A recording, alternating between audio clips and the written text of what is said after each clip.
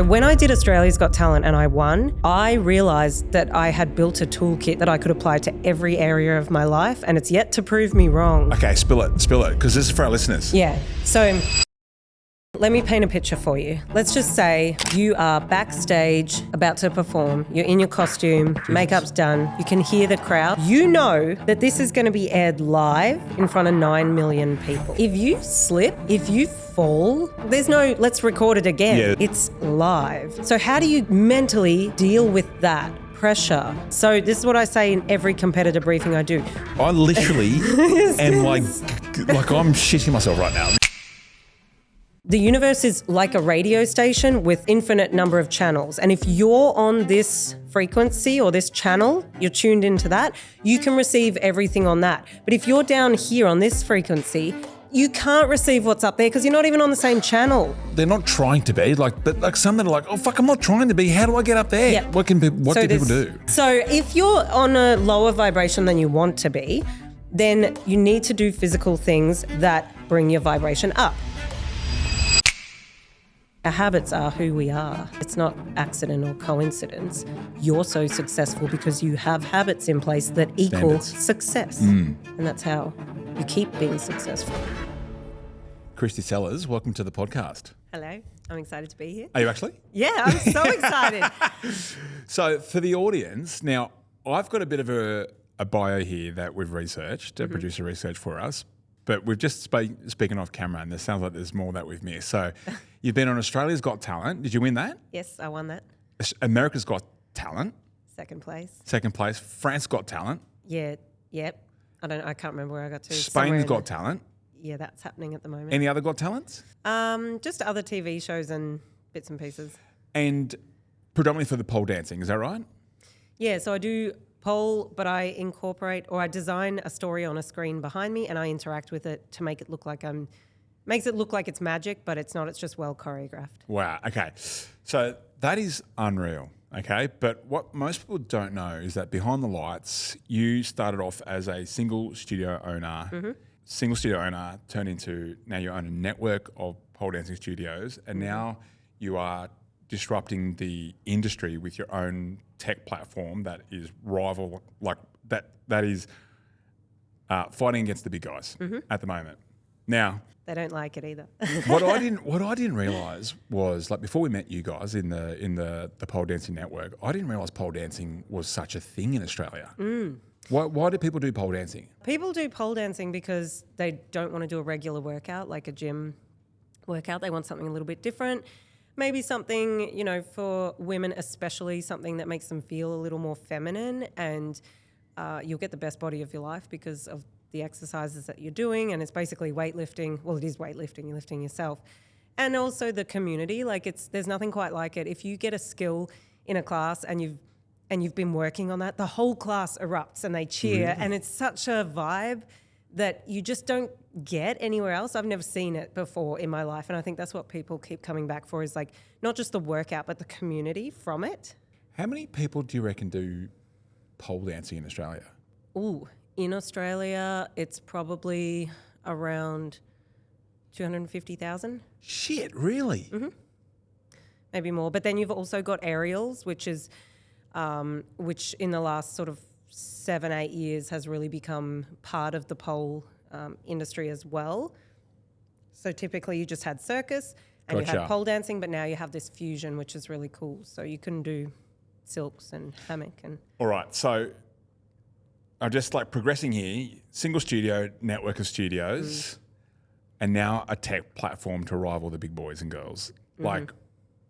Walk us back. Where did this start, and why haven't you quit so far? Gosh, I've wanted to. You didn't just win the talent shows. You actually built a business. Yeah, so I did dancing since I was younger. I actually started dancing quite late, and I loved hip-hop. That was my thing. But then I wanted to go and do full-time, so they were like, you have to do ballet, you have to do jazz. I was like, oh, gosh, I didn't want to, but I went ahead and did it, and I was the worst in the class. Until I wasn't. I just went in on the lunch breaks during the full-time course and I just kept practicing, and I ended up, and I'm really proud of this, in the top 5 for all of the exams for all of the subjects like ballet, all the stuff that I hated basically. So I did that, and I just was in the habit of trying all different styles. So I was like, oh, pole dancing, I'll try that. Loved it. And then decided I wanted to open a studio in my hometown. So I called up my old karate instructor. I was like, hey, can I rent the dojo off you on the weekends and like run pole dancing classes? And this is 16 years ago. So he was like, what? So this is 2009-ish. 2009. Yeah. Okay. And so he let me do that, and I'd go in every week and set up these portable poles. My dad, my brother, and my sister came and helped me. So it was like a whole family affair. It was quite the thing, and we'd set them up, run the classes over the weekend, and then pack it all down. And I was traveling from Melbourne to Warrnambool, which is a 3-hour drive every week to do that. And then eventually got busy enough I could rent my own building and do it. So that was how the first one started. Then I opened the second one in Ballarat, and then the teachers just started sort of asking, hey, can we open one in our hometown and this town and that town? And it just kind of really grew organically.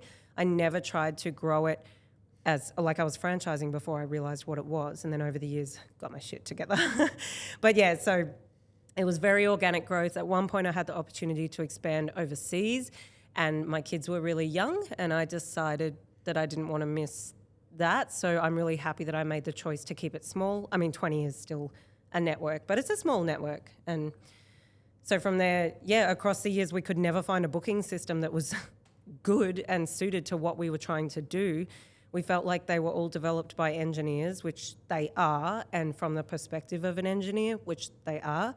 So having the unique perspective of the studio owner and solving all of our problems, like the studio owners, not just my own, but around the world, with the problems we all had with these booking systems, was really easy because I had the perspective and the unique approach to go, well, we know that we need courses to be able to be cancelled out of individually and use those sessions as makeup classes, like things that you'd go into a demo of other softwares and they'd be like, what are you talking about? Whereas we understand it. So I solved my own problem, and along with a lot of other people's problems, by creating Groovier, which is the booking system. I want to talk about Groovier in a second, but what did you see in pole fitness that others missed? For me, because I did so many styles of dance in the lead up, I saw the potential to combine all these styles into it. And I was like, oh, cool. How amazing. I can like tell stories and I can take people on a journey. And it's not just, in my mind, at the time, it was very showgirl style, which is the very, sexy style, heels and everything. But for me, I was like, I want to wear a straitjacket and be like insane. You know what I mean? Like a bit more of a performance. Yeah, and really start to dig into that. And then people loved it, and that progressed. And so this is what started the performing, and I started performing around the world. And then I had my third child and decided to set myself a challenge. So I was like, let's go on Australia's Got Talent in 6 months. After you've... My third child. After your third child. Yeah. So that was, I lost like 25 kilo in that time, and by the end of it I was like ripped. I was looking really good and really fit, and it was great because for me mentally, like when you're a mum, you feel like sometimes you're pulled into just focusing on that and you're just mum, whereas if you lose yourself in it, and a lot of your listeners probably really resonate with that, like you can lose yourself completely in motherhood and you love it, like your kids are the most amazing, but you also need to fill your own cup and do the things that fulfill you. And for me, that's creating and performing and doing that. So I did that alongside of having 3 young children because I wanted to be better for them. Not and for me. Like people think, oh, you're doing this for your kids. And no, I'm also doing it for me. Like it fills my bucket. So yeah, it was hard, but it was worth it because it brought me back to me. How have you managed to do that along the way? This is really interesting because it's been 16 years for me of owning the studio, like having the network. And what worked in the beginning changed across the years, and we got all this technology and we got social media and we got Facebook ads and then Meta, and you could do all these things. But actually what I see is now what works is what worked back then, which is just build a community, build a group of people who love being around you and your space and the things that you offer, and make it not just their workout space, but where they come for their social interactions, where they feel accepted. In their everyday life, they might feel disconnected or like the odd one out. But if they come into your space and they feel like it's their second home, they will keep coming back and they will bring other people. So I think in 2025, we can use all the other stuff to enhance it, but it has to come back to grassroots to bring the people in and really hone in on building your community, because everything else falls into place. And there's been times over the years where we've lost sight of that and we're like systems and processes and then they do this and blah, blah, blah. But at the end of the day, you need whoever's running the place to be motivated about it so that they motivate the instructors and the staff, and those instructors and staff motivate the students, and it all just flows through beautifully. Whereas if you get a disconnection there, which a lot of studio owners will find at some point in time, they feel disconnected from their business because, they get into it because they love the thing, and then they realize that they're running a business and they actually don't like business and all those parts that go along with it, the bookkeeping and all the boring stuff. Well, for me, it's not my favorite part. And then you end up so bogged down in that you don't get to do the whole reason that you started your business. So keeping that fire going, and it also ties back into what I said before about still performing. For me, it just keeps the fire going 16 years later. Can you make $1 million with a pole studio? You can. It's hard, but you can. What do you see differently amongst like the top ones in your network versus the ones who... They treat it like a business. So what does that mean? That means they're not afraid to put their prices up when they have to. I didn't put my prices up for 10 years. So that's a problem. And it's usually because the owner feels guilty about putting their prices up because they think everyone reckons that they're greedy, and they're not. They're just trying to survive and make an income. So the ones who aren't afraid to run it as a business but have that focus on the community and really building a genuine space, not just like numbers through. Like, you want to walk in the door and know that they know your name and they know what your goals are. Like, why are you here? Are you here because you just want some time away from the kids, or are you here because you want to enter a competition in 6 months? So what are the other characteristics for our listeners set successful studios apart from the ones that aren't successful, from what you've seen? Certainly you do need processes, because if you have to delegate, you can't do every single thing. You can't be the teacher and the receptionist and the cleaner and the manager and the customer service and the social media. A lot of people do try to do that, but you usually drop the ball in one area or another, and then it gets overwhelming and then you don't do any of it. So that word overwhelm, and I'll let you finish in a second, but that word overwhelm, we hear a lot from studio owners that are in what we would call level 1, which is they're still kind of hovering around that sort of money, that money level where we're still trying to make enough money to pay for the bills and that kind of stuff. And they're not at the point where they're still needing to build a team, and they're certainly not at the point where they're working on leadership and scaling. Yeah, and that's some of mine as well. And they're doing your program, as you know, we were talking about it before. They're getting heaps of leads, which is awesome, but they feel overwhelmed because now they've got to contact all these leads. So having some sort of process in place once those leads come in, or whatever the thing is that you're feeling overwhelmed by. So if they've got the process, what do you think still is the block? If the process is reliant on them doing it rather than having other people to help. Now that's a catch-22, because they might be like, I can't afford to get someone else to help yet. Which is why there's that sequence, to like nail it yourself, and then you use that money to buy back your time with someone else. Actually, that is a good point. I feel like a lot of studio owners, depending on where they're at in the thing, they don't value their time like they should. Because I even do it with Groovier. I'm doing demos and they'll be like, okay, how much is this going to cost me? And it might be $50 a month more than the system that they're currently using, which actually our prices are very reasonable. But let's say it's $50 a month more. They're like, I'm not sure. I'm like, that's like $12.50 a week. What are you doing? Like, if this is going to save you 8 hours a week, what do you value your time at? Is it $1 an hour? You'd rather... that was me as well. I used to, like 10 years ago, I'd be like, oh, I can just do an extra 75 hours a week and then I don't have to pay. Yeah, it's so hard to break that mindset. But once you do, everything just goes smoother because you place that importance on your time. We did a video yesterday where we actually helped the audience kind of walk through how much their real hourly rate is. And it's actually quite shocking.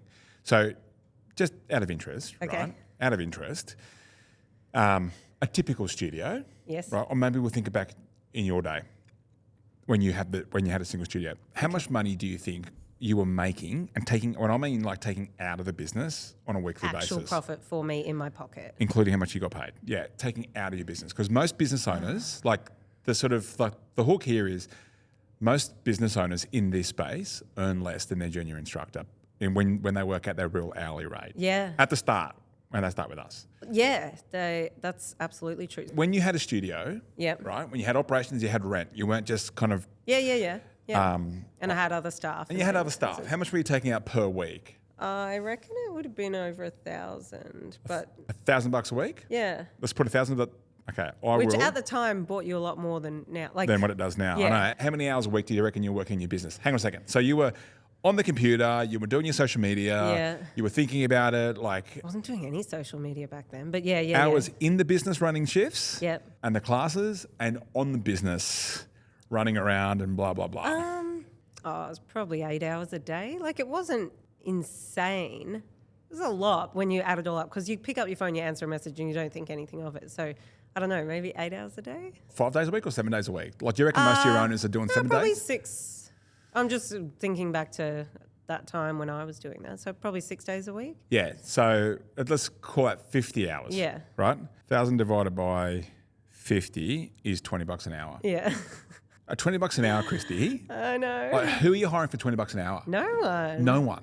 Like, But you do it, you don't think anything of it. I know. But when you think about the fact that, and for those listening as well, or watching on YouTube and Spotify, if you're not driving, pull over and run those maths for yourselves as well. Like, I think the big fucking aha is, like, most... I never broke that down. I know. Most studio owners earn less than their fucking junior instructor or junior trainer.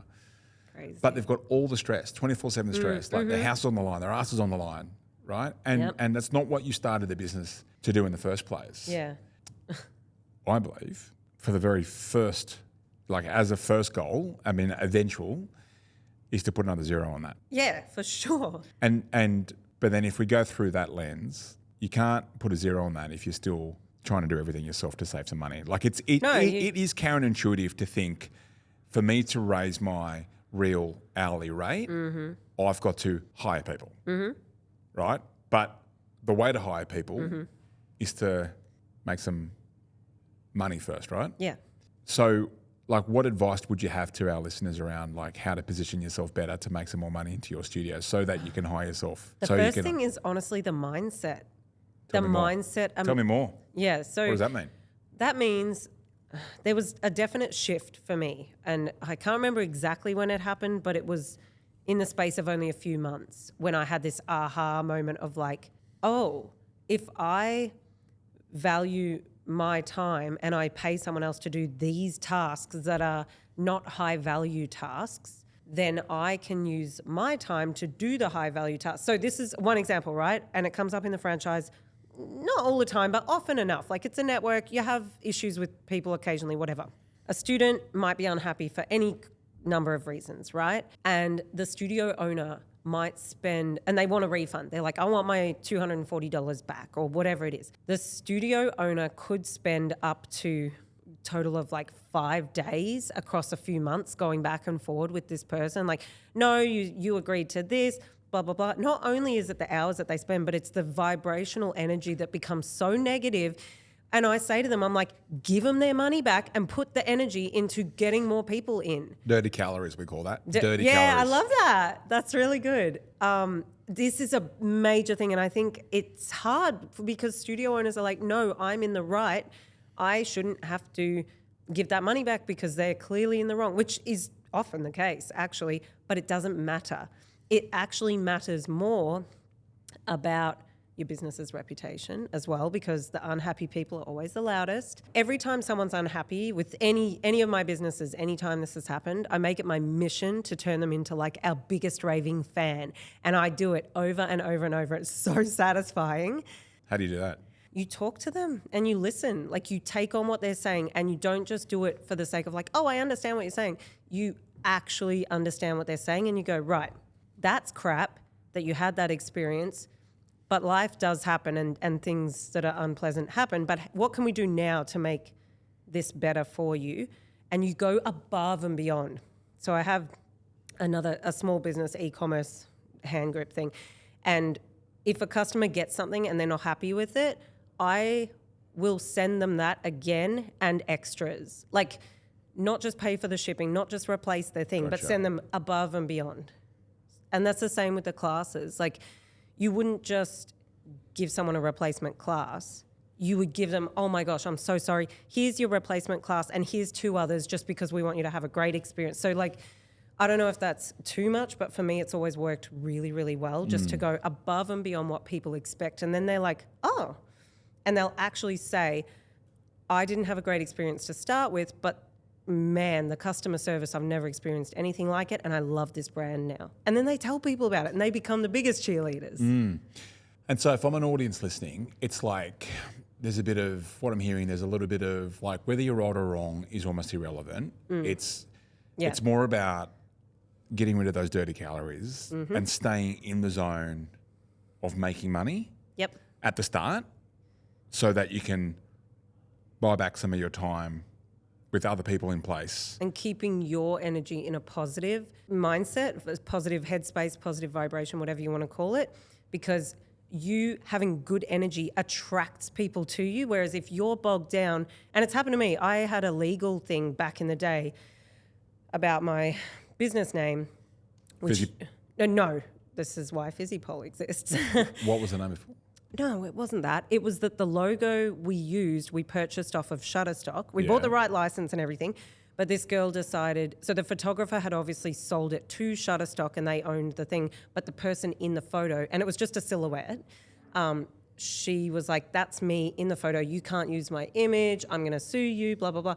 We went back and forward for 6 months with lawyers. Every day I dreaded getting the email of the day. It cost me thousands of dollars when I could have just changed the thing, even though I was in the right. I was like, no, we purchased the thing. Yeah. This is young me. These days, that wouldn't even be a blip on my radar. I'd be like, okay, here's the solution, moving on. Let's positive, because I know when I have that energy, and even talking to you, I'm like, you can feel that you pull people towards you because you have this great energy rather than being like, oh, well, I'm dealing with this at the moment and da-da-da-da-da. You have to keep yourself up there because your staff feel it, your students feel it, and it affects your whole business. It affects more people coming. Like, you're not going to get the same word of mouth if you've got that low energy. How do you work on energy in your network? Like each individual owner or the overall culture? The owners. The owners. They're all different. So this is different for everyone at different stages in their life. You know, you could be just have had a baby, or maybe you have some personal things going on that are pulling your attention away from your business, and that's quite hard. So it's sort of hard to answer that because each situation could be different, and each person firstly needs to identify where their weaknesses are, like where they know they fall down in. So for me, I want to respond to a problem straight away. Like, if someone emails me and I see it and it's an issue, I want to be on the phone within 30 seconds. Yeah. That's not necessarily a good thing. Sometimes I need to put an air gap of a day, and I find that really hard to do. But I know that about myself, and I can work around that. I think it's when you don't know those things about yourself, it's harder to navigate difficult situations because you've got yourself reacting emotionally and all of this rather than being steady and having the things come in and go, okay, I can deal with that. I can deal with that. So, yeah, framing yourself for each day. I mean, my day, every day I start with gratitude. So I just go through like a few things that I'm grateful for each morning and why. It's not a detailed thing. I just sort of think about whatever it might be. And that puts me in a positive space from the second I get out of bed. Do you know what we see? What? This was the same when we met your network. And it was when we meet, and it wasn't because like, all the networks are almost the same. Sometimes we see, actually a lot of times we see what happens is when a studio owner has had a couple of shit months or they haven't grown in a little while, they start to shrink. Yep. They start to lose the belief. And then what used to be a goal just becomes a bit of a... far off. It's just so far off that they lose the hope, they lose the belief. Yep. And they literally almost, you can see them physically, they shrink. We hear it in their language. So when we, the first meeting that they have with us, we talk about, all right, now what's your ideal business plan for the next 12 months? Like this time next year, where do you want to be? And the language starts off with like this, ready?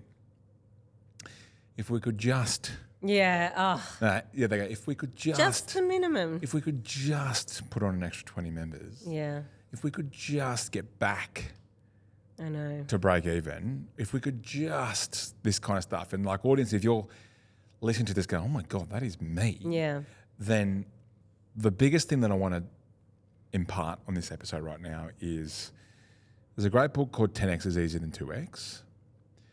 Mm-hmm. And this isn't my rules. This isn't like I didn't just make this shit up. Like the science shows us that when we come up with what we call a big fuck off goal, a BFOG, we are actually having more, like we actually have more chance of hitting that than we do incremental goals. Because what happens if you just set incremental goals that you don't actually change your behaviors. You don't force yourself to innovate and think exponentially on what would need to be true to hit that big one over there. Yeah. And it doesn't actually, like nothing excites anyone about incremental goals. No. Like you don't change. Your nothing changes. And we see it. Like when someone sits down, you see in the body language when we go, what's your goal? And they go, just another 20 members, nothing moves. But we go, did you really? Like what? Like how many people could this place fit? And they go, I don't know, like 300. And you go, but you just told me a goal of 160. And they went, oh, well, because it's like, I don't know if 300 is even possible. And we go, well, why wouldn't it be possible? Yeah. And they go, well, I don't know. It's like, it 100% is possible. What are you talking about? It's not possible. And I'm like, can I say 300 then? I go, what do you... Do it. Permission to dream. Like this is what we say to them, like permission to dream. And they go, oh my God. And then they sit up and they go... And they're like, now I need it. It's 300 then. And then it's like, boom, there's a little bit of fire now. You've still got a little bit of fucking fire in you. Mm-hmm. But it's great. Like, what, mate? And then it's like, well, we just don't know how. I'm still mopping the floors. I'm still cleaning the toilets. I'm still running around to Bunnings. Yeah, like, but now the question is, how is it possible? Yeah. Not is it possible? One thing I do at the end of every year, and it's usually Christmas Day, is I make a video of myself being grateful for in 12 months' time for all the things that have happened for the year. So I think and I watch them back every Christmas Day, and I'm like, that all happened. Because I'll be like, I'm so grateful that Groovier hit this many businesses on it, or like the studios have done this, or whatever it might be. I go through and I'm like, and this is my personal life. Like every day I'm like doing this and I'm really happy with the kids. My youngest is autistic, and like I'll be grateful for his progress with his language and stuff. Just every area of my life. I'm like, I'm really happy that I'm spending the time on myself. Like I get in to do my workouts, and I film the video, and it's only about 5-10 minute video. I do it every year. Of the year that you're about to have? Yes. So you're future pacing yourself?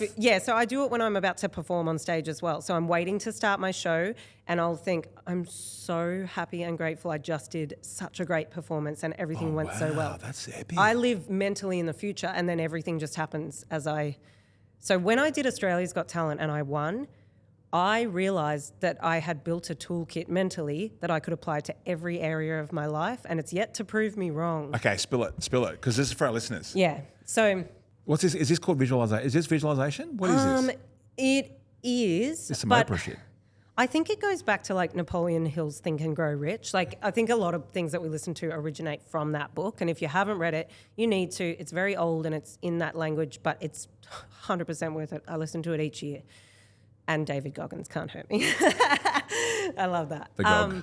So basically figuring out how to emotionally feel the reaction to whatever it is that you want. Okay, so that we're moving to the Gold Coast at the end of the year. Yeah.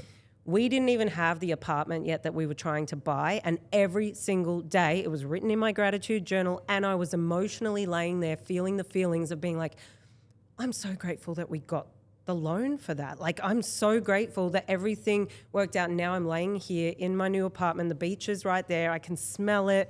The kids are there. Like, you have to actually put yourself in the future, because your subconscious doesn't know the difference between what's real and what's not. It only knows what it's told. And the universe, this might be a bit wooey, but whatever. The universe is like a radio station with infinite number of channels. And if you're on this frequency or this channel, you're tuned into that, you can receive everything on that. But if you're down here on this frequency, you can't receive what's up there because you're not even on the same channel. You're only going to get what's here. You have to, and that's so hard because people will come back, and I know it, you see it online. I'm setting myself up here, but they'll be like, that's easy for you to say because my life, blah, blah, blah. Mate, my life, like, come be with me for a day. The stress it's all relative because the stress I deal with now, I think would have nearly killed me like 10 years ago. But now I'm like, I can do this because going back to David Goggins, it's the cookie in the cookie jar. Each little thing that you achieve is like putting a cookie in the jar, whether it be you dealt with a personal problem or you achieved a physical milestone or you won a competition you were trying to do. It's a cookie in the jar. And then next time you have to face something like that, you mentally are like, well, I did that, so surely I can pull off this. And it's like self-confidence. That's where self-confidence comes from, is the belief that you can keep promises with yourself. And people try to slap it on with makeup and outfits and things like that. But the real promises, you can see it when you see someone. You're like, I know how you treat your body. I know how your posture shows your mental state. Like, anyway, that's all the day. That's the clip. I'm passionate about it because you just stood up then. Like you just... Yeah. I could talk all day about that. Well, so if someone's back down to this frequency... Yep. But fuck, they're not trying to be. Like I know some are, right? And they can stay down there. But like some that are like, oh, fuck, I'm not trying to be. How do I get up there? Yep. Like what do people do? Physical things that you do affect mentally where you're at. So if you're... And the thing is, we all on a frequency and we kind of day to day, we vary. Some days I'm like, oh, I'm a bit lower than I usually would be. Like I might complain about something that I otherwise wouldn't. Yeah. Or, you know what I mean? And then other days I'm like, wow, I'm vibing today. But that's vibe, right? Vibration? Is that what that is? Yeah, same. Yeah, exactly it. And when you vibe with people, it's because you're on a similar frequency and you're like, I vibe with that person. Why? And I knew it as soon as I talked to you, I was like, I vibe with this person because we're matching on various things, whatever that might be. And I don't know you all that well. It's because I also am a hip hop dancer. Ah, that's why. So if you're on a lower vibration than you want to be, then you need to do physical things that bring your vibration up. Breathing. Look up Wim Hof. So he's the Iceman. Yeah. Get the app, do the breathing exercises. Half of our problems... That's the breathwork, right? Yeah, the breathwork. Half of our problems are because we don't breathe. How do you do that? Let's pump one out. Well, we'll do a short cycle. Okay. So you breathe in through your nose, out through your mouth, and when you breathe in, you want to... What I normally do. What's that? That's what I normally do. No, but hang on. You breathe in. And let's do 10 rounds of breath. Then what you do at the end of it, when you finish breathing out, is you hold it out. So he does 30. You usually do 30, but for the sake of right now, we'll do 10. At the end, you breathe out and you just hold it out. How long? For a long time, for as long as you can. Then you breathe all the way in and hold that for 10 seconds, and then you start over. Yep. Fill it all up in the diaphragm.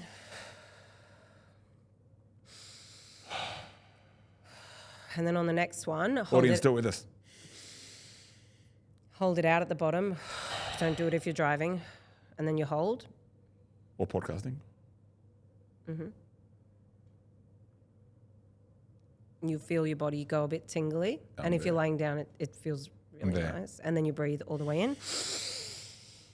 Hold. 3.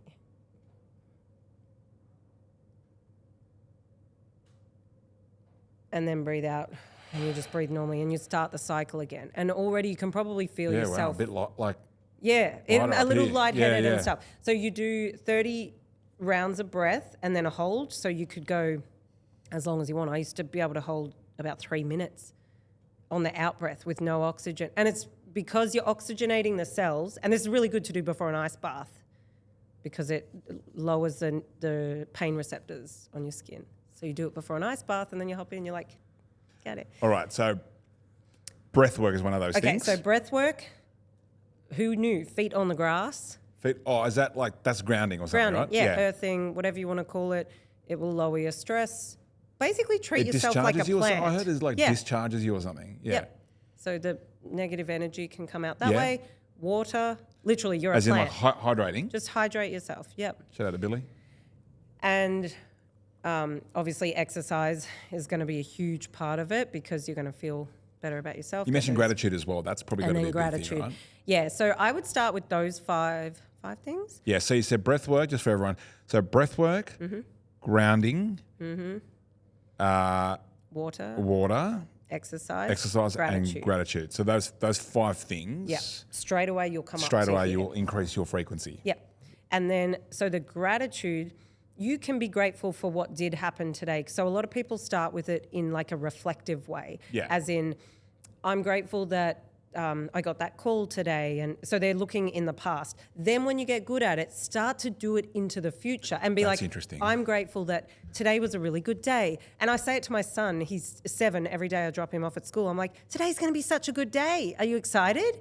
And he's like, yeah, I am. Like, and then that makes him have a good day because I'm prompting him to say, today is going to be great. Isn't it so exciting? And he's 7, he can't learn.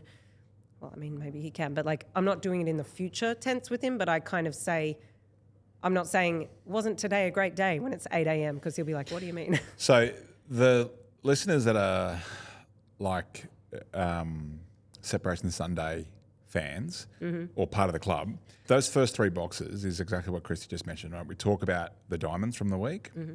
We talk about the rocks, which are the learnings. We don't hide from the learnings and those failures. But then we finish that first part of the review preview with the stars. What are the things that we're excited for the week ahead? That's literally how we start the weekly 20-minute routine with yourself.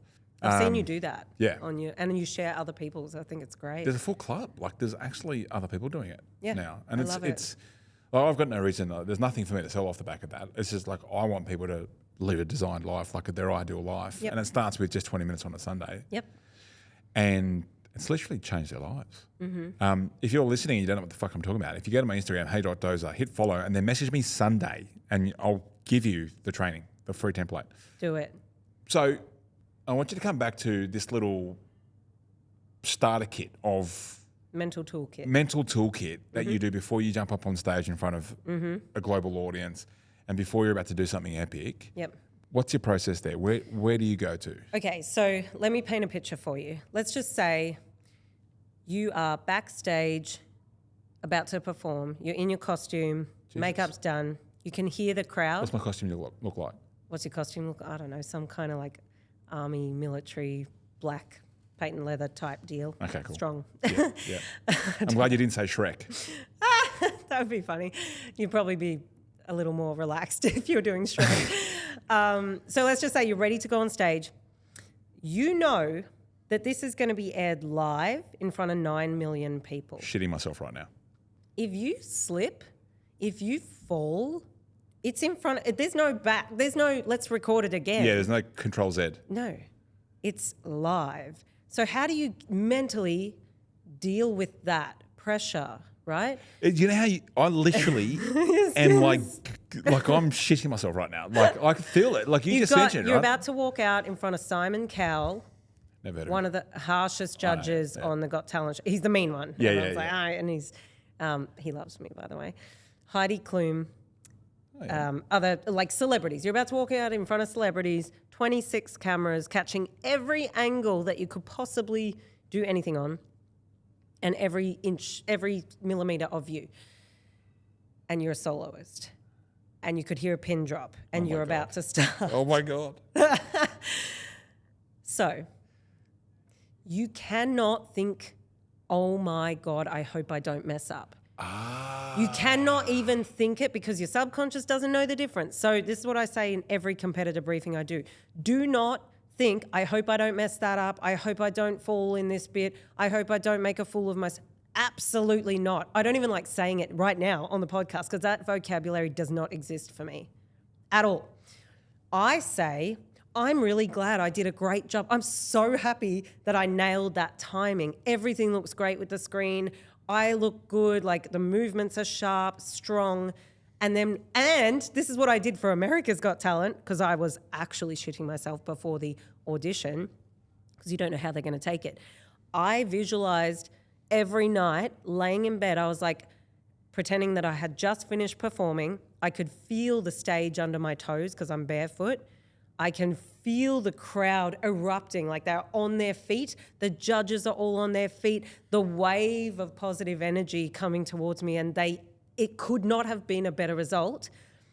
That is exactly what happened in real life, even down to the feeling of the feet under the stage under my feet. every single thing. And I did it for months in the lead up. So I really believe we shape our own reality.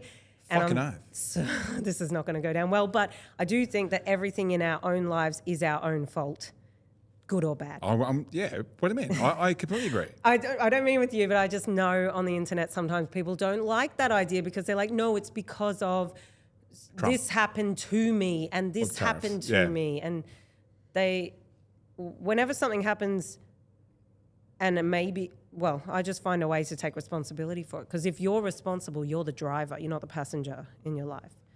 And I think that's the thing. You got to be the driver because then you decide where you're going. Do you think you always had this or did you learn this along the way because like business never stops? Both. So I was always very competitive as a kid.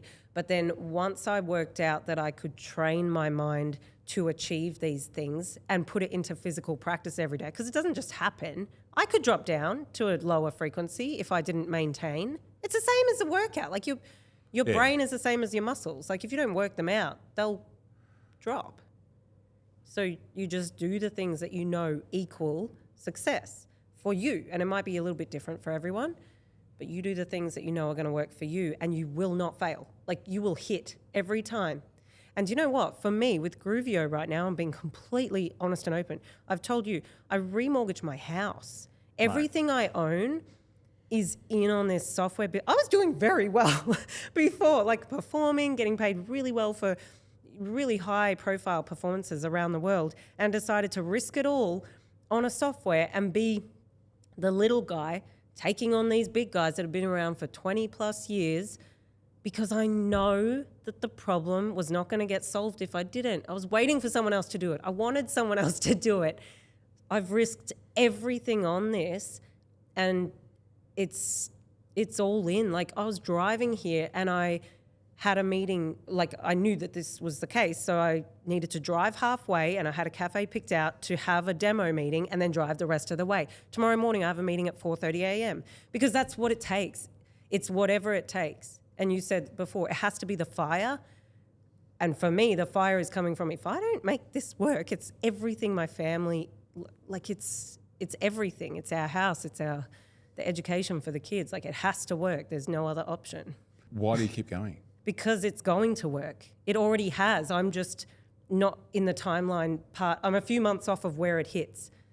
I already know that it's successful. It is the most loved booking system in the world because we put so much detail into these features, and I've already seen that, the same as I saw myself standing on the stage.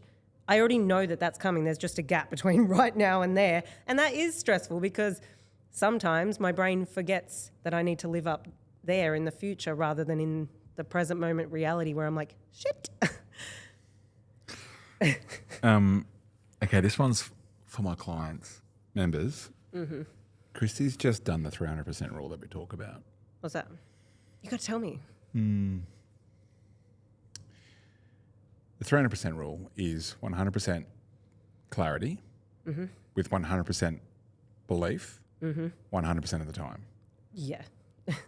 When we apply the 300% rule across, and I'll be honest, like across all our network, like our network, there's hundreds of studios. The ones at the top are closer to 300% than the ones down the bottom. Yep. And no one else can give it to them. Like they need to find that in themselves and they need to do this. And it seems like the ones that are towards the top of level 3, which is like in our academy, like the $1 Million Studios, they sound like what you just mentioned. Like they sound like that. Yeah. Because there is no option for failure. I'm building a show right now for Spain's Got Talent for the next round. Building a show is like the scariest thing ever. There's all the questions like, what if it's a disaster? What if it doesn't? But that can't even be a question. Yeah, shut the fuck up. Because it has to work. It has to succeed. It already has. It already has, but I still have to do the work in between now and then. So when I say to people, there'll be their response always now, because they only see the end result. They're always like, oh, you'll pull it off. You always do. You'll be successful. You always are. And I'm like, yeah, I know, because I'm the one doing all the work in between. Because of the cookies, right? Because of the cookies. Yeah, so I pull, that's how I know it'll be fine, is because I have so much evidence. You've got evidence. You have to have evidence. So if you don't have any evidence, make your bed tomorrow morning. That's your first piece of evidence. that you're like, and then you make your bed for a week and you're like, well, I can do that. So now I can add in, I don't know, taking that supplement each morning when I have a glass of water. Oh, so have you read Atomic Habits? Yeah, man. Your habit stacking. Stack. Yeah, so you're just stacking your habits. Our habits are who we are. It's not accident or coincidence. You're so successful because you have habits in place that equal Standards. success. And that's how you keep being successful.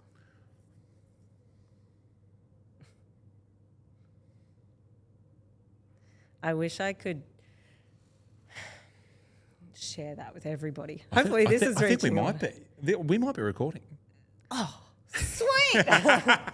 No, what I mean is I feel like especially in the last 5 years, there are so many people online who talk like that but actually don't live it themselves. And it just gets drowned out. And the thing is, I'm an open book. Like, it's real. And you can see it in the evidence.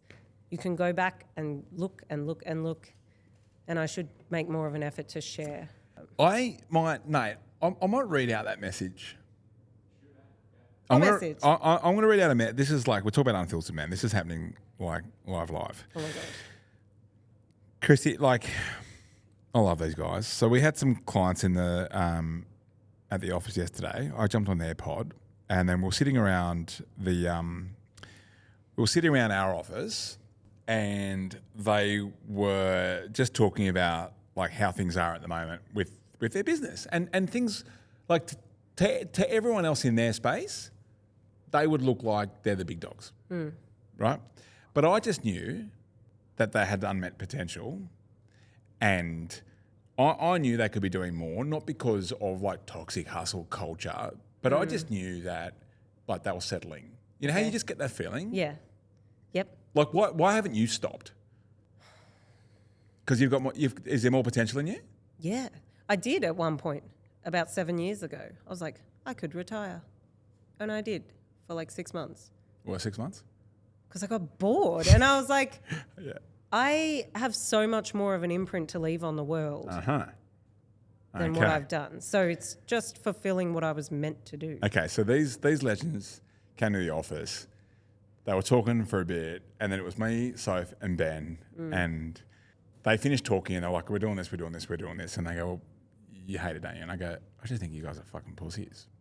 So that was at 2 o'clock. By 5 o'clock, I got this message. Thanks for your time today, legends. This is real business coaching, not fluffing us up, but holding us to a higher standard, even if we are doing well on paper. Here's our takeaway, paraphrasing both of you with a little bit of spicy sauce on top to refer back to when we hit a 2 mil a year run rate. You're doing good. Congrats. No one gives a fuck. You giant pussies. You're not a special best month ever. Forget it. You're in debt. You don't even have a car. You know nothing. Who cares if you're better than another gym? Don't compare to others. Compare to your potential, which is endless. Get clear. Know your targets. Go bigger. Go faster. Cut the staying busy tasks. Make proper money. Pay your debt faster. Pay your team. Pay yourselves. Buy the house. You know how to do it. And if you don't, we're here to help. So just do it. With love, Geronimo. You man bun loser amateur cunts. That's so good. What did you say? I said, and you're giant pussies. Oh my gosh. Don't you wish people were more like that all the time and then it was just out there? Because now they're going to hold themselves to such a high standard because they know I do it. I love those boys. Do you know, and people will laugh at this because from the outside you'll be like, oh, it's all successful and the performing and stuff. I've found a niche that works and haven't had to push too far out of that. I know there's no one running next to me, but that's not the point. Like, I can do more and better and be more creative. I get lazy sometimes. And I'm like, I know that these... So what gets you out of lazy mode then? So here's the thing. Yeah. Whatever you do, you have to do it because just for you want to look back. I would do these TV shows if I was the only one watching because I want to create the story. I don't want to be famous. I actually don't care. I don't give a shit about it, which makes it very easy for me to deal with any online comments. And you have a lot when you do TV shows and in one go. And luckily for me, it's all mostly positive. But of course, there's going to be some that are like, oh, pole dance or whatever. If you're doing it for genuine reasons for yourself, be it going on a TV show, starting your business, bringing a new class to your studio, whatever it is, if you're doing it for genuine reasons that you feel aligned with, then you will be proud of what you did rather than just trying to please people. Also, here's a good one. Actually, this is a great tip. So for business owners, I know that you've had someone's left a bad review about your business at some point and it hurts. And as much as you don't want it to, as big as you get, it still hurts. When that happens, and it will happen, firstly, I would be trying to turn them into a raving fan. But secondly, you have to remember the type of person that goes out of their way to leave a negative comment or review or do something like that when it's not in place. So I'm just talking most of the cases. If there's a situation where you've tried to contact the business like 50 times and then nothing's, you know what I mean, that's different. But you need to remember the type of person that goes online and leaves a comment trying to bring you down, like, oh, it's easy for you or whatever it might be. The people who you respect are not going online being like, meh, meh, meh, meh, meh. If you met them in real life, you'd be like, oh, I don't care what you think of me. Yeah. But when they're online, it's just a comment and you think that it's someone like you on the other end. But it's not. Someone who's going to do that is not like you unless you do that. Yeah. You never get trolled from people that are ahead of you. Yeah. No one above you is trying to pull you down. Yeah, I get trolls all the time. And then when you jump into their profiles, there's like zero followers, zero follows, and they've got like no profile pictures. There's some fucking weirdo somewhere. But it's part of putting what we do out there. I love him. I love him. Let's talk Groovier. So you're taking on the big boys and girls. You're taking on the big ones. What makes you what makes you think you've got a chance?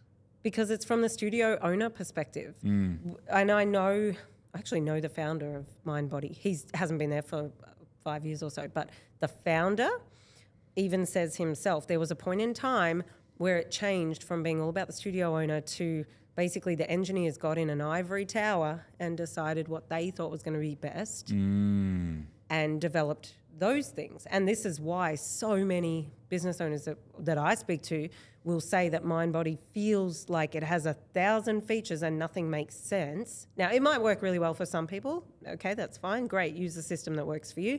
But not only is it that we have the features, but we go into so much detail about those features and they're so considered. We're not building a booking system just to be like, oh, yeah, we have wait lists, check. Yeah, we have drop-in classes, check. It's not like that. It's so detailed and so in-depth that when a studio owner sees it, it's unquestionable. Like if I do a demo, it's 96% conversion, 100% off of MindBody. Switch. Yeah. And what do they love the most, switching from MindBody to your platform? Where do you start? What's like the top three things as soon as you get to that in your pitch, you're like, that's where I'll get them. What's the killer feature? If they book a demo, I know that they'll switch.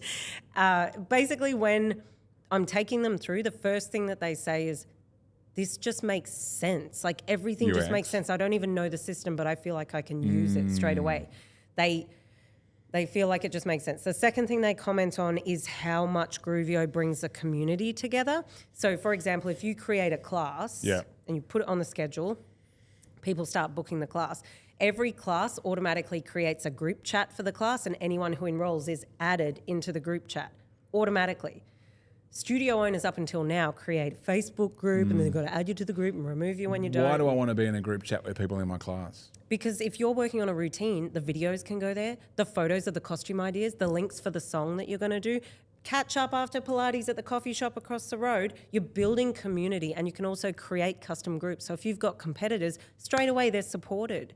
Wow. They're not individual, floating around and they have to have Facebook and a lot of people don't want it anymore. This is all on the one platform. As well as that, they're not just booking their classes. Like we do that remarkably well and better than I think everyone else, but it's not just the booking of the classes. If you are a student at a studio on Groovier, you're booking your classes, you're chatting with your classmates, it tracks your skill progress. So your instructor, let's just say you've started pole dancing this week, you learned how to climb the pole.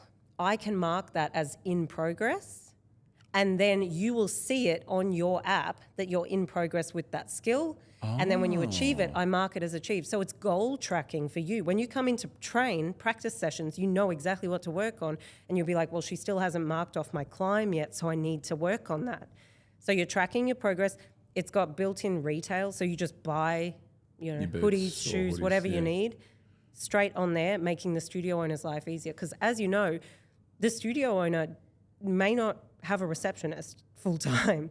So they're running into the class, teaching the class, coming out, switching the class over. They don't have time to stand there and be like, do you want to try the size medium? Or blah, blah, blah, blah, blah. So having it on the app means the student can just buy it, show them that they bought it, and then take it with them and they mark it as collected.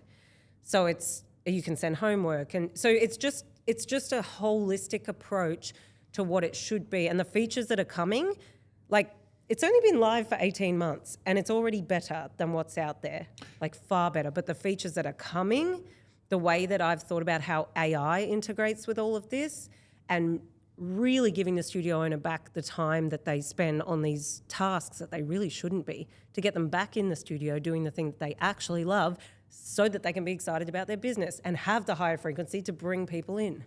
What's the number one AI feature that you're most excited about? You can spill the beans. Well, there's already AI integrated with it. So if you want to write class descriptions or... It does that. It does all that. If you need to say, hey, Susie, your fees are overdue, it will rewrite that professionally for you.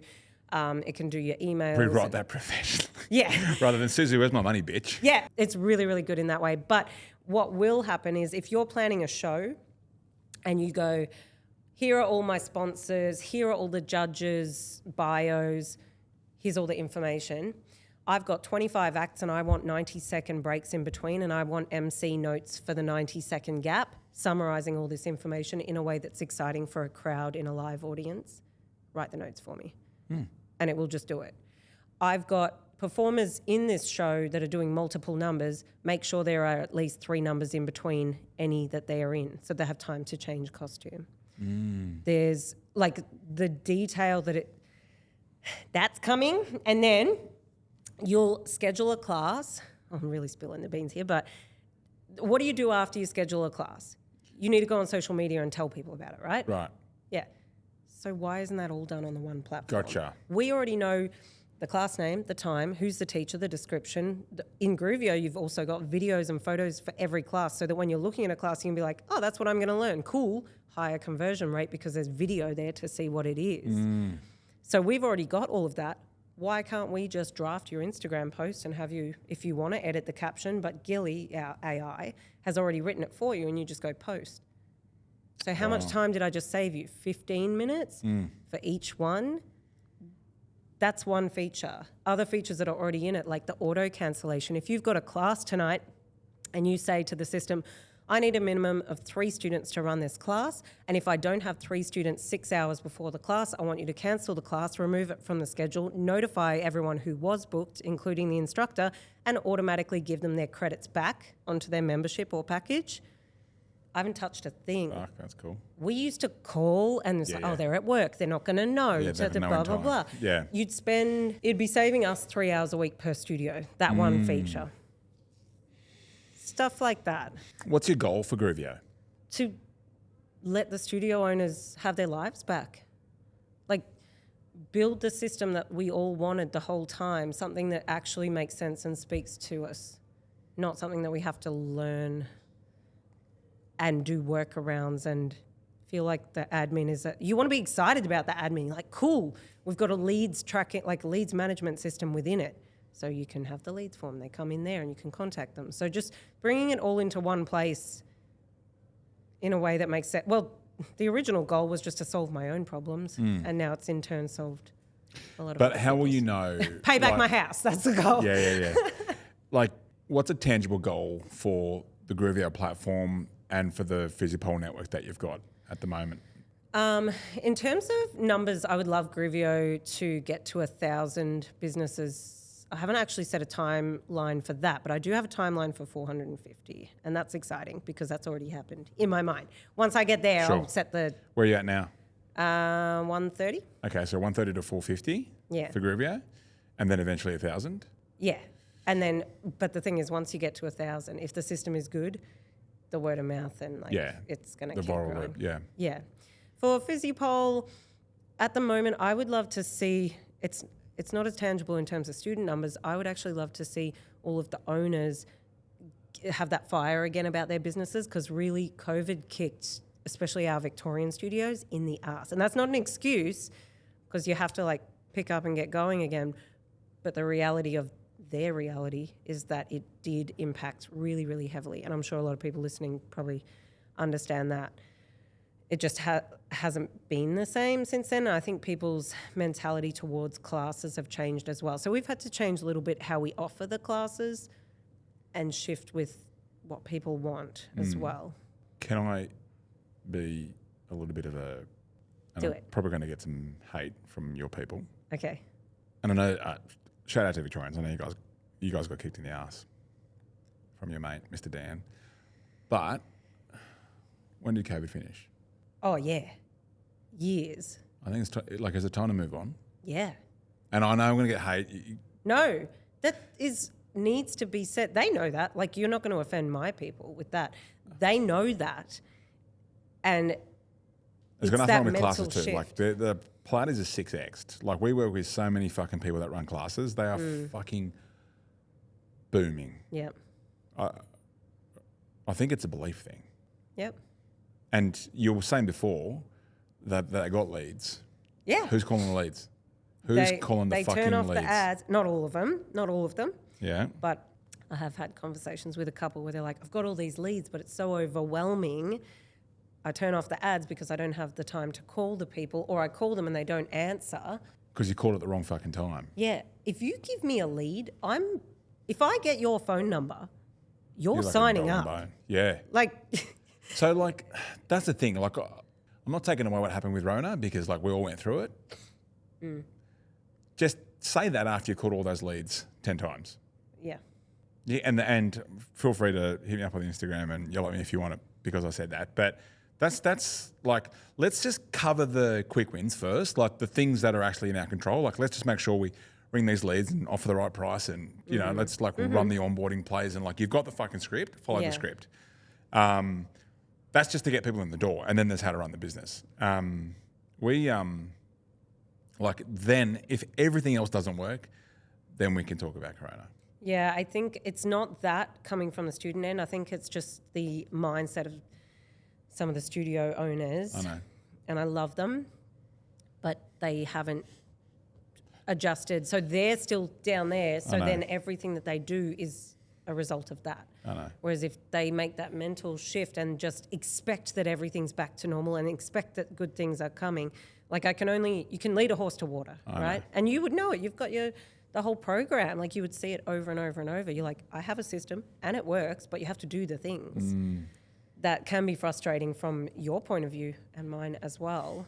And I'm guilty of it too. Like a few months ago, I was like software is so hard, but the good thing about software is it's binary. You can either do it or it doesn't. So I was like, oh, there's so many things we need to fix, and like people don't like it, and da da da. I was just like not on the vibration I would usually be on. And I've done it too, but you have to pull yourself out of that and get back up there and keep going. So what is to kind of wrap this episode up, just thinking about your progress and how much you've obviously had to grow as a person, the character traits, like why you didn't just retire when you could have, but why you decided to move into a space where you were the small fish again. Yeah. And to go back to almost the start, but on a different stage, and now you're going to try and take on the giants. You've obviously had to develop as a person. Yep. And all the stuff that we just talked about in this episode. What would your message be to some studio owners out there who need a little bit of a fire lit up in their bellies? And I'm not talking about people that are at the start. We've got plenty of owners that are making $1 million, $2 million, and they're still stuck because they don't know what they want to do next. They've kind of lost a bit of... They're just not sure. They just don't know what they want to do next. They're missing the belief, the 300% rule. You have to brainwash yourself You have to brainwash yourself into whatever you want to do, whether that's listening to audiobooks, but actually action the things. Don't just be a passive, like plenty of people are like, oh, I'm going to this conference and I'm listening to this, and they never do anything with the information. You've actually got to do the stuff. But you have to brainwash yourself, and that might be listening to a podcast each morning when you've got a 10-minute drive, so that your mindset, you have to get your own mind right first, because everything that happens is going to be a result of whatever's happening up here. So whatever it is you want to achieve, be it with your business, your personal life, your creative talent, whatever it might be, you have to get your head right first and be able to see where you're going. Otherwise, it's like rocking up to the airport and be like, I want a ticket. Don't know to where, but send me somewhere. You have to know where you're going. Where's the destination? What does it look like? Which month are you going in? That's it. Thanks for having me. Thanks for tuning in to today's episode. If something resonated with you, then do one of two things. Either leave a review or send this episode to a mate who's in the industry who might need to hear this. But if you want more right now, because your head might be spinning and you're like, all right, what the hell do I do right now? Then in the show notes, you'll find a link to where you can book in for a free 15-minute checkup on your studio, where we get to have a look at how you're going right now and where some of the kind of quick win opportunities are to get you moving faster. I can't wait to be back in your ears next week. And if you're listening to this right now, I want you to know that I love you, I appreciate you, I'm grateful for you, and I'm in your corner. You are on the right track, and I believe in you. So keep going, and I'll see you next week.